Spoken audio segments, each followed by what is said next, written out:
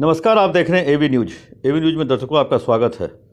अभी देर शाम बिहार सरकार ने बहुत बड़ा फैसला लिया है। बिहार के वर्तमान जो प्रभार में डीजीपी थे आलोक राज, उनको हटाते हुए बिहार पुलिस बिल्डिंग कंस्ट्रक्शन के डीजी एमडी विनय कुमार को बिहार का नया डीजीपी बनाया गया है। इस खबर को मैंने 2 दिन पहले ही दर्शकों को बता दिया था, जो इस तरह के कुछ चेंजेज होने वाले हैं। 2 दिन पहले मैंने कहा था, जो क्या आलोक राज बने रहेंगे डीजीपी, क्या वो प्रभार में ही रहेंगे। तो इस तरह की खबर 2 दिन पहले एबी न्यूज़ के चैनल ने दिखाई थी और उसके उन्होंने कारणों भी बताए थे। क्योंकि डीजी में जब प्रोन्नति जेएस गंगवार की हुई तो उनकी पोस्टिंग निगरानी में नहीं की गई, उनकी पोस्टिंग जो कि वहाँ खाली था, तो वैसी स्थिति में उनकी पोस्टिंग की गई सिविल डिफेंस में। और इधर जिस तरह से एडीजी लॉ एंड ऑर्डर को वहाँ से हटा करके एडीजी लॉ ट्रेनिंग में दिया गया, इससे साफ तौर पे लग रहा था जो भविष्य में प्रीता वर्मा भी वहाँ से हटाई जा सकती हैं, क्योंकि ट्रेनिंग का काम आईजी और एडीजी मिलकर देख सकते हैं। तो वैसी स्थिति में विनय कुमार की जगह पर प्रीता वर्मा के बनाए जाने की संभावना थी और विनय कुमार बिहार के नए डीजीपी बनाए जा सकते थे। इस खबर को 2 दिन पहले मतलब कहें जो एबी न्यूज़ ने ब्रेक किया था और कहा था जो किस तरह से ये चेंजेज हो रहे हैं। क्योंकि जिस तरह से बिहार से आईपीएस जा रहे हैं, 6 आईपीएस जा चुके हैं, 2 आने वाले हैं, 7 और जाने की तैयारी में हैं। वैसी स्थिति में बिहार की कानून व्यवस्था को पटरी पर लाने के लिए जो अंतिम वर्ष है, 2025 विधानसभा चुनाव का साल है, तो अंतिम वर्ष में कहें जो बिहार के सुपर कॉप कुंदन कृष्णन को लाया गया और लाने के बाद जिस तरह से उन्हें सभी तरह की कहें जो एक तरह से सभी हक दिए गए, अधिकार दिए गए, एसटीएफ का भी प्रभार, ADG headquarter, transfer committee, promotion committee, सभी तरह के जो अधिकार उनको मिले, तो इस तरह से कहें जो एक तरह से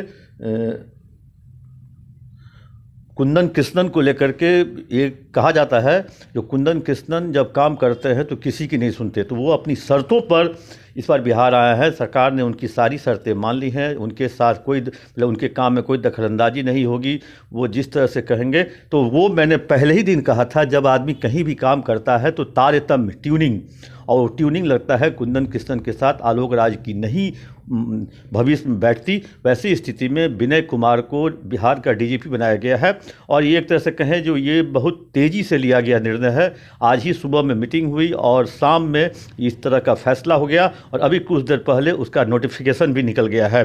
कुछ और 2 आईपीएस के ट्रांसफर्स हुए हैं, उनके भी नोटिफिकेशंस मैं चाहूँगा जो दर्शकों को दिखाया जाए। अब वो नोटिफिकेशन भी अब मेरे पास पहुँच गया है, वो भी मैं आपको दर्शक पढ़ के बता दूँ जो किस तरह के नोटिफिकेशन हैं। ये आलोक राज को फिर बना दिया गया है बिहार राज्य मतलब प्रबंध निदेशक बिहार पुलिस भवन निर्माण निगम का, और जितेंद्र सिंह गंगवार को महानिदेशक निगरानी का दिया गया है और अतिरिक्त प्रभार में सिविल डिफेंस में रहेंगे। तो वैसी स्थिति में आलोक राज फिर से एक बार बिहार पुलिस बिल्डिंग कंस्ट्रक्शन के एमडी और या डीजी बनाए गए हैं। तो इस चीज़ की आशंका पहले से ही थी। जो आलोक राज जो कि प्रभार में 30 अगस्त का उनका वो लेटर है, वो भी लेटर हम दिखाएंगे दर्शकों आपको, जिसमें साफ तौर पे दिखाया गया है जो उनका वर्तमान जो कार्यस्थल था वो निगरानी था और पुलिस महानिदेशक के प्रभार में थे वो। तो वैसी स्थिति में ये प्रभार लोग कहें जो 3-3.25 महीने से अधिक का हो चुका था।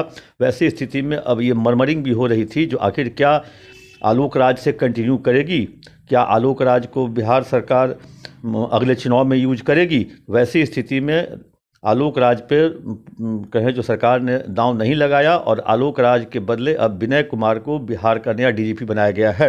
अब विनय कुमार और कुंदन कृष्णन की और यहाँ कहें पंकज दराज एडी लॉर्ड और वो भी पहुँचे हैं।